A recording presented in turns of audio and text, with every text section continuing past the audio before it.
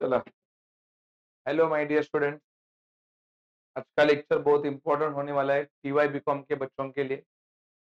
Because ये video में मैं इंटरनल रिकंस्ट्रक्शन का दूसरा क्वेश्चन सॉल्व करने जा रहा हूँ। इसके पहले ऑलरेडी मैंने एक क्वेश्चन सॉल्व किया है। और उसके पहले मैंने जो थ्योरी लेक्चर था, जो सारे जर्नल एंट्री थे इंटरनल रिकंस्ट्रक्शन के, उसके ऊपर भी वीडियो बनाए हैं। तो अगेन एक बार मैं रिक्वेस्ट करता हूँ आपको कि ये भी क्वेश्चन समझने के लिए आपको लेक्चर नंबर 1 पहला देखना पड़ेगा, तब जाके आपको ये क्वेश्चन अच्छे से समझ सकता है।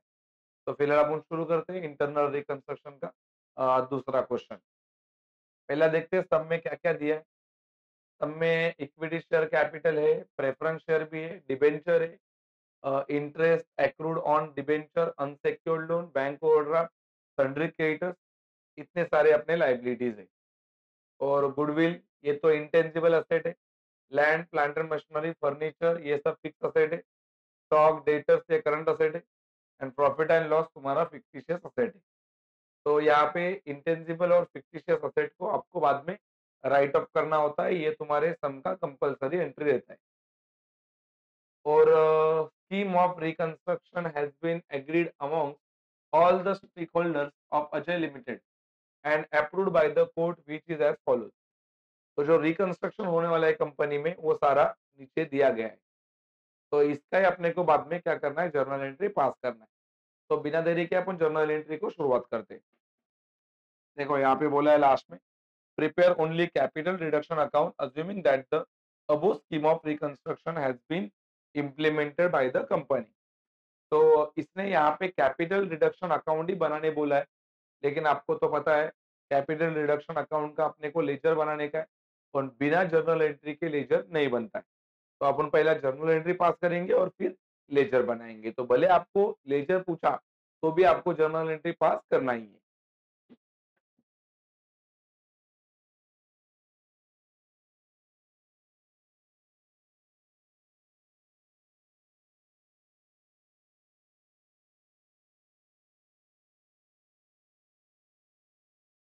ये अपना क्वेश्चन है। अभी मैं पहला जर्नल एंट्री का फॉर्मेट बनाता है।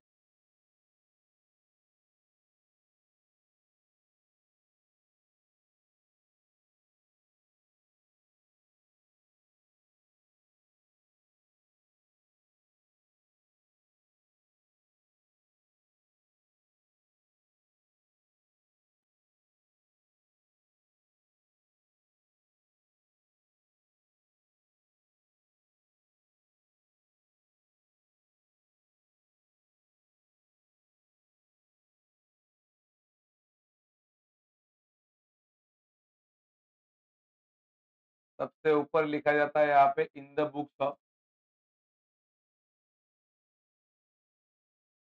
और फिर यहाँ पे मेंशन किया जाएगा जर्नल एंट्री।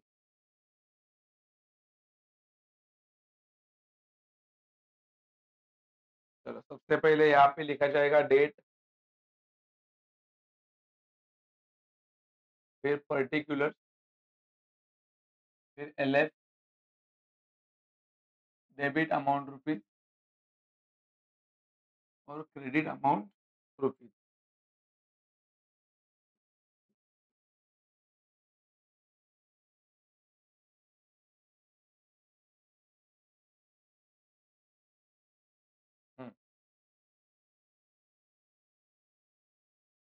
पहला जर्नल एंट्री अपना क्या बोला है देखो, intangible and fictitious assets are to be fully write off. यहाँ पे intangible and fictitious assets write off हो गए। राइट ऑफ मतलब क्या कि इंटेंजिबल एंड फिक्टिशियस असेट का वैल्यू खत्म हो गया। तो वैल्यू खत्म हो गया मतलब यहाँ पे लॉस हो गया, क्योंकि ये असेट है। असेट का वैल्यू कम हो गया मतलब नुकसान होता है।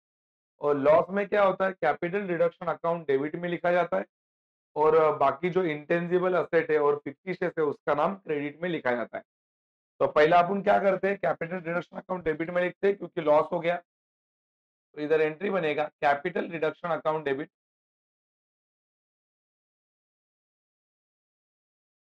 टू। यहाँ पे इंटेंजिबल का नाम अपने सम में गुडविल है, और फिक्टिशियस का नाम है तुम्हारा प्रॉफिट एंड लॉस। चलो सर, गुडविल कितना है? गुडविल 4,50,000। और प्रॉफिट एंड लॉस कितना है? 4,00,000। तो ये जोड़ के हो जाएगा 8,50,000।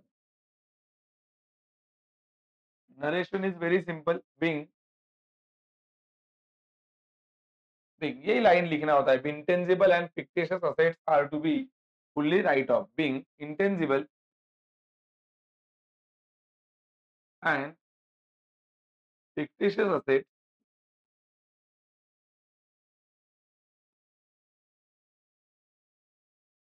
are to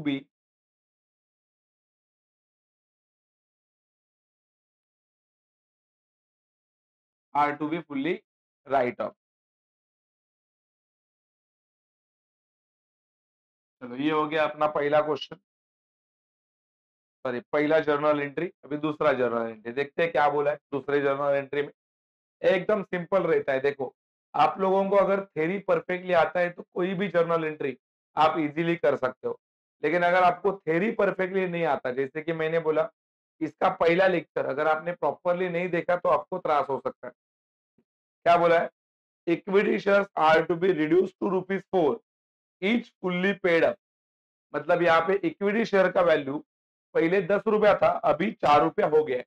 अगर ₹10 था, कहां से मालूम पड़ा? वो तो सम में इधर दिया है डब्बे में, देखो ₹10 था, उसका वैल्यू अभी कितना बन गया है? 4। Equity shares are to be reduce to ₹4। मतलब इक्विटी शेयर का जो पहला वैल्यू 10 था, वो अभी कितना हो गया?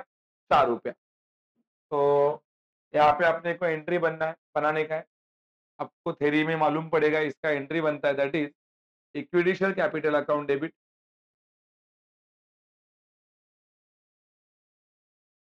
ये तो शेयर था ₹10 का। अभी सर ₹10 का शेयर कितने शेयर थे? 8 लाख के शेयर थे, ₹10 फेस वैल्यू है। मतलब 8 लाख को मैं 10 से डिवाइड करूंगा, मतलब मेरा शेयर हो जाएंगे 80,000। तो 80,000 शेयर थे। 80,000 ₹10। ये पहला ₹10 का शेयर था। 8 लाख यहाँ पे लिखेंगे। चलो, कितने का बन गया अभी ये? वापस यहाँ पे लिखेंगे to equity share capital.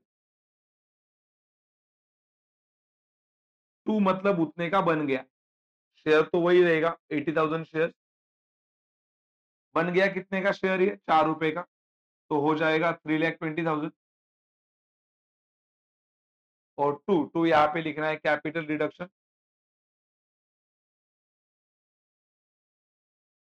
To capital reduction account, इधर भी लिखेंगे 80,000। अभी बताओ, ₹4 का बन गया, मतलब रिड्यूस कितने का हो गया? ₹6 का। आ जाएगा 4,80,000। बिंग नरेशन लिखेंगे। Being being equity share being equity share of ₹10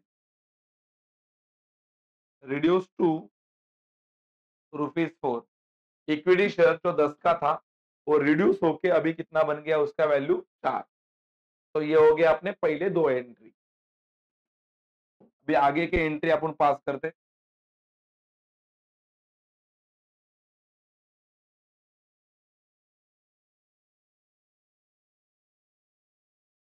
आगे का जर्नल एंट्री देखते हैं क्या पूछा है सेंटेंस में।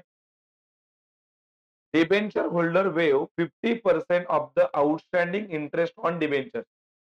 डिबेंचर होल्डर ने जो उनका इंटरेस्ट था, आउटस्टैंडिंग इंटरेस्ट, कितना आउटस्टैंडिंग इंटरेस्ट था? देखो यहाँ पे दिया है, interest accrued on above debenture. तो एक्रूड का मतलब होता है आउटस्टैंडिंग। तो आउटस्टैंडिंग इंटरेस्ट था 50,000। वो 50,000 में से डिबेंचर होल्डर ने 50% इंटरेस्ट माफ किया। वेव किया मतलब 50% इंटरेस्ट माफ किया। डिबेंचर होल्डर बोलते हैं कि हमको वो इंटरेस्ट मत दो, ये तो मेरे को बताओ, ये तो अपना लाइबिलिटी था। और लाइबिलिटी वाला बोलता है कि हमको 50% मत दो, मतलब ये अपने लिए प्रॉफिट है। और प्रॉफिट हो गया तो कैपिटल रिडक्शन अकाउंट क्रेडिट में आता है। तो एंट्री कैसा बनेगा? ये जो इंटरेस्ट ऑन डिबेंचर है वो डेबिट में जाएगा। लाइबिलिटी का नाम ऊपर लिखा जाता है। यहाँ पे लाइबिलिटी का नाम ऊपर, that is on interest on debenture account debit to profit हो गया। प्रॉफिट का नाम है capital capital reduction account credit. Sir अभी देखते हैं कितने का प्रॉफिट हो गया। डिबेंचर होल्डर ने 50% पैसा माफ किया है। ये 50% पैसा माफ किया मतलब डिबेंचर होल्डर का इंटरेस्ट था 50,000, उसमें से 50% माफ किया तो 25,000 आएगा।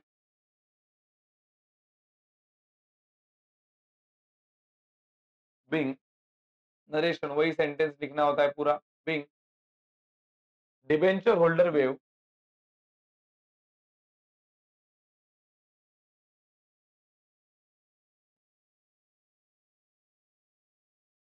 50% 50% of the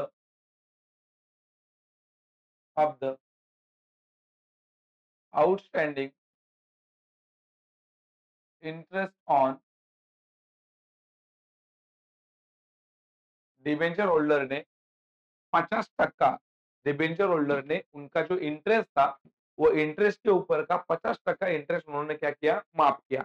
तो ये अपने लिए प्रॉफिट हुआ और प्रॉफिट हमेशा क्रेडिट में लिखा जाता है और प्रॉफिट का नाम ये टॉपिक में क्या रहता है, कैपिटल रिडक्शन। अगला एंट्री देखते हैं क्या पूछा है उसने, सब में क्या दिया अगला entry.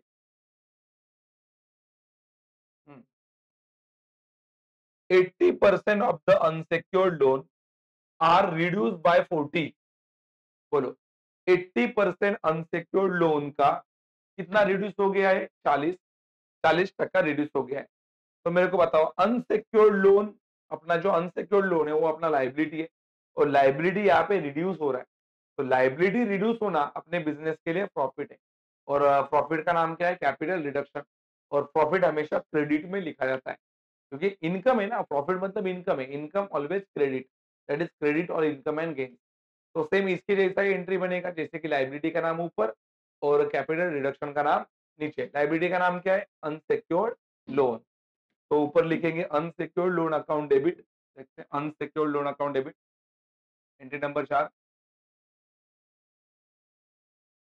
Unsecured loan account debit to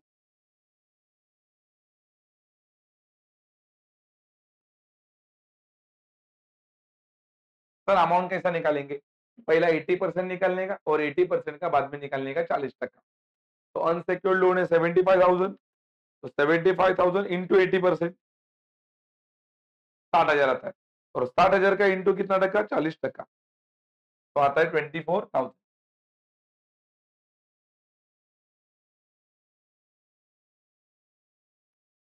being value of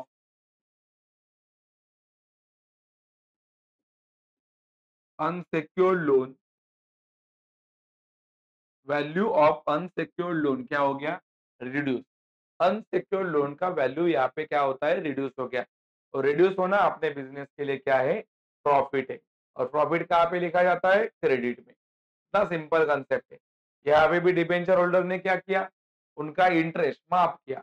अभी मैंने देखा इंटरेस्ट उनका क्या है, अपना लाइबिलिटी है और लाइबिलिटी कम होना अपने लिए क्या है, प्रॉफिट की बात है। चल अगला सेंटेंस देखते हैं, एंट्री नंबर 5।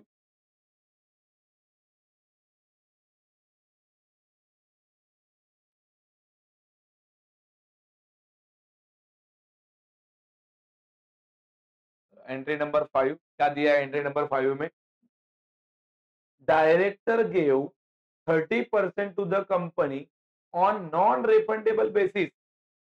डायरेक्टर ने यहाँ पे आपको 30,000 रुपया दिया है, कंपनी को दिया है डायरेक्टर ने, और वो भी कैसा दिया है, नॉन रिफंडेबल बेसिस। ये नॉन रिफंडेबल मतलब क्या, डायरेक्टर बोलता है कि मेरे पास से कंपनी को 30,000 रुपया ले लो और वो पैसा मेरे को वापस रिटर्न मत करो, वो तुमको ही रख दो। तो मेरे को बताओ यहाँ पे तो अपने बिजनेस को इनकम होता है और इनकम हो गया मतलब बिजनेस के पास पैसा आ गया, तो कैश बैंक अकाउंट डेबिट। और इनकम हो गया मतलब अच्छी बात है, प्रॉफिट हो गया। तो प्रॉफिट का नाम क्या है, कैपिटल रिडक्शन। वो कहाँ पे लिखते हैं, क्रेडिट में। तो एंट्री बनेगा cash and bank account debit, income हो गया, cash and bank account debit to, to आएगा तुम्हारा, that is capital reduction, profit है।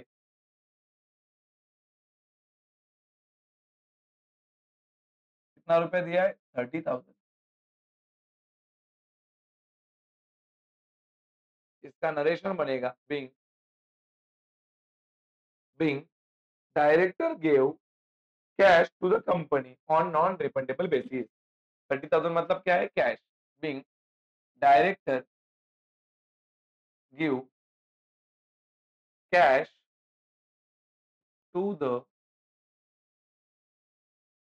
company on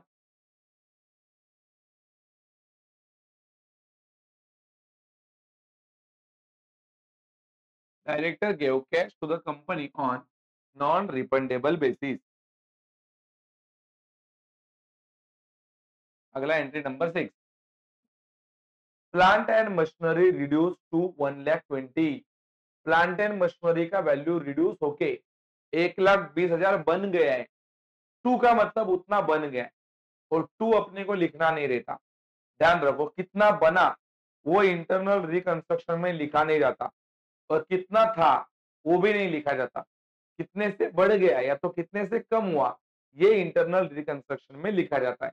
तो यहाँ पे प्लांट एंड मशीनरी ये अपने बिजनेस के तो असेट है और प्लांट एंड मशीनरी का वैल्यू अभी पहले कितना था? प्लांट एंड मशीनरी 4 लाख और अभी कितना बन गया प्लांट एंड मशीनरी? 1,20,000. मतलब यहाँ पे प्लांट एंड मशीनरी का वैल्यू कम हो गया है और कम होना अपने लिए लॉस है क्योंकि प्लांट एंड मशीनरी तो असेट है और असेट कम होना नुकसान है. नुकसान है तो एंट्री कैसा बनेगा? Capital reduction account debit. Loss ऊपर आएगा डेबिट में. Capital reduction account debit to asset का नाम. क्या नाम है असेट का? Plant and machinery account. अभी मेरे को बताओ, 4 लाख था वो भी नहीं लिखेंगे, 1,20,000 था वो भी नहीं लिखेंगे. हाँ, यहाँ पे अगर बाय वर्ड आता ना तो डायरेक्टली अमाउंट छापने का रहता है क्योंकि बाय मतलब कितने से कम हुआ वही देते हैं और टू मतलब उतना बन गया. तो मेरे को बताओ, 4 लाख था पहले और अभी 1,20,000 बन गया मतलब कम हो गया कितने से? 2,80,000. 2,80,000. तो यहाँ पे लिखेंगे being value of plant and machinery. कम हो गया उसको बोलते हैं डेप्रिशिएटेड. आगे का कंसेप्ट.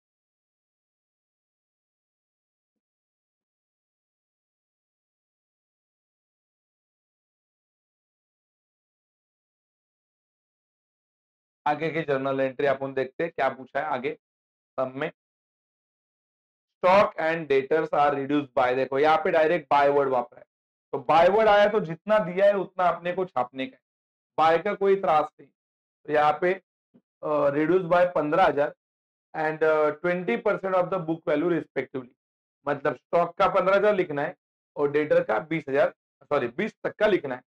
यहाँ पे रिड्यूस हो गया है मतलब ये भी असेट कम हो गए मतलब यहाँ पे भी नुकसान ही हो रहा है. नुकसान हो रहा है तो capital reduction account debit.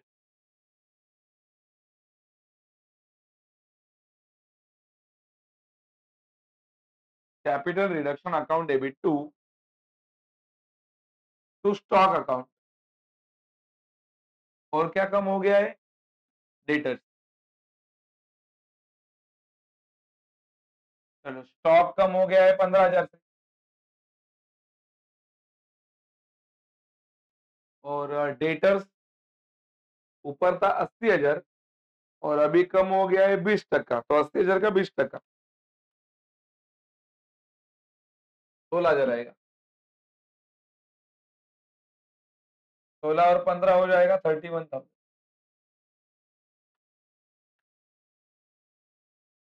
being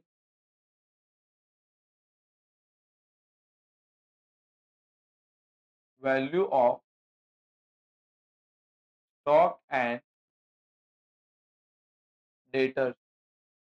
और being value of stock and debtors क्या हो गया? रिड्यूस. स्टॉक एंड डेटर्स का वैल्यू क्या हो गया? रिड्यूस. स्टॉक एंड डेटर्स का वैल्यू यहाँ पे क्या हो रहा है? रिड्यूस हो रहा है. आगे furniture and fitting are to be reduce by 63,000. Same entry. यहाँ पे फर्नीचर एंड फिटिंग भी अपने बिजनेस का क्या है?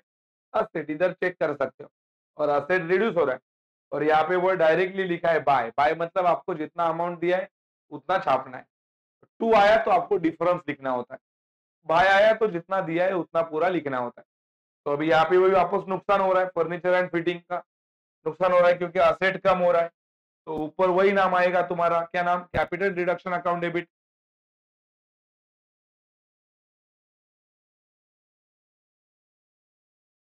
टू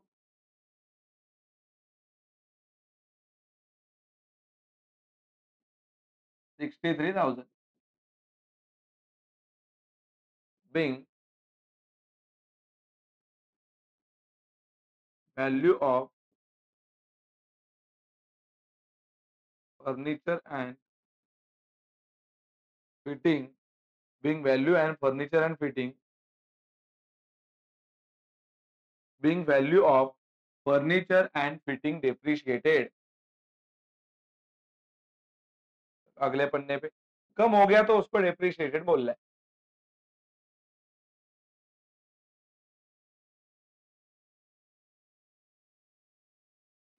कम हो गया तो उसको क्या बोलने का है, डेप्रिसिएशन बोलना है। आगे, land is appreciated by 300%। Land अपने बिजनेस का असेट है, यहाँ पे देखो असेट है लैंड, और वो एप्रिशिएट हो रहा है मतलब बढ़ रहा है। तो यहाँ पे प्रॉफिट हो रहा है, तो प्रॉफिट हो रहा है तो कैपिटल रिडक्शन का नाम नीचे आएगा। प्रॉफिट होना मतलब कैपिटल रिडक्शन क्रेडिट में, क्योंकि कैपिटल रिडक्शन इनकम हो गया तो वो क्रेडिट में लिखा जाएगा, क्रेडिट और इनकम एंड गेन। तो असेट का नाम क्या है, land. That is land account, land account debit to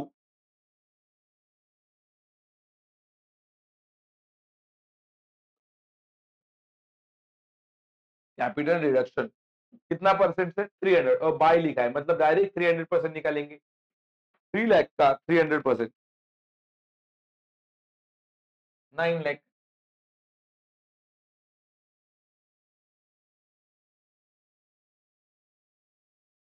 being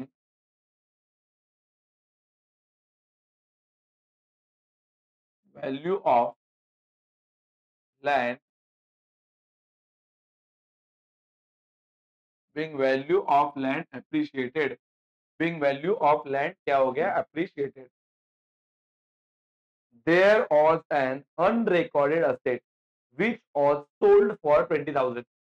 बोलो यहाँ पे अनरिकॉर्डेड असेट है और अनरिकॉर्डेड असेट को बेच दिए कितने हजार पे, 20,000 पे। मेरे को बताओ यहाँ पे 20,000 पे अनरिकॉर्डेड असेट पे बेचे भी दादा, असेट सोल्ड का एंट्री अपन इसको करते, लेकिन यहाँ पे असेट का नाम ही पता नहीं है। यहाँ पे असेट का नाम क्या बोला है, अनरिकॉर्डेड असेट। अभी अनरिकॉर्डेड असेट कौन से है तो पता नहीं, तो इसको क्या बोलने का, ऐसा ट्रीट करने का कि ये इनकम है, इनकम हो गई। अनरिकॉर्डेड असेट बेचे और वहां से पैसा आया, तो पैसा आया तो कैश बैंक अकाउंट डेबिट हो जाएगा और नीचे असेट जाएगा, लेकिन असेट का नाम ही नहीं लिख पाएंगे क्योंकि उसका नाम अपने को पता नहीं है। तो ऐसा मान लो कि इनकम हो रहा है मतलब कैपिटल रिडक्शन नीचे लिखेंगे और ऊपर लिखेंगे cash and bank account. Asset बेचे पैसा आ गया, cash and bank account debit. To to लिखेंगे कैपिटल रिडक्शन। क्यों कैपिटल रिडक्शन लिखा, क्योंकि यहाँ पे अपने को असेट का नाम पता नहीं है। कितना रुपया, 20,000।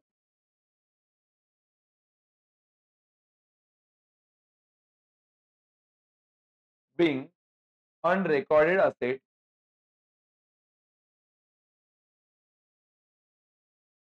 being unrecorded asset क्या किए, सोल्ड किए for cash. being unrecorded asset sold for cash। जो अगला एंट्री है, एंट्री नंबर 11 में भी, entry number 11, preference shares are reduce to 6 each. बोलो ये तो इसके जैसा हो गया, इक्विटी के जैसा। प्रेफरेंस शेयर जो पहले 10 का था अभी हो गया 6 का, 2 बोला है। मतलब प्रेफरेंस शेयर जो पहला था तुम्हारा 10 रुपीज का अभी बन गया 6 रुपीज का, मतलब कैपिटल रिडक्शन हो गया 4 रुपीज का। तो इसका एंट्री बनेगा that is preferential capital account debit, preference share दादा कितना प्रेफरेंस शेयर थे? 4 लाख के थे, डिवाइडेड बाय 10 मतलब 40,000 प्रेफरेंस शेयर इंटू 10 हो गया 4 लाख। टू वापस प्रेफरेंस शेयर कैपिटल अकाउंट और वापस यहाँ पे लिखेंगे 40,000। कितने का बन गया? 6 रुपए का। तो हो गया 2,40,000। तो बाकी का पैसा कम हो गया, उसको नाम देंगे capital reduction.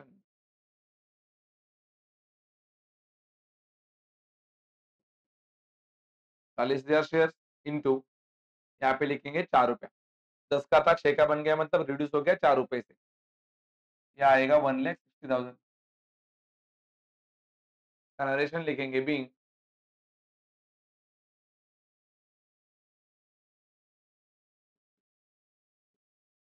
preference shares of rupees 10 reduce preference shares of rupees 10 reduced to rupees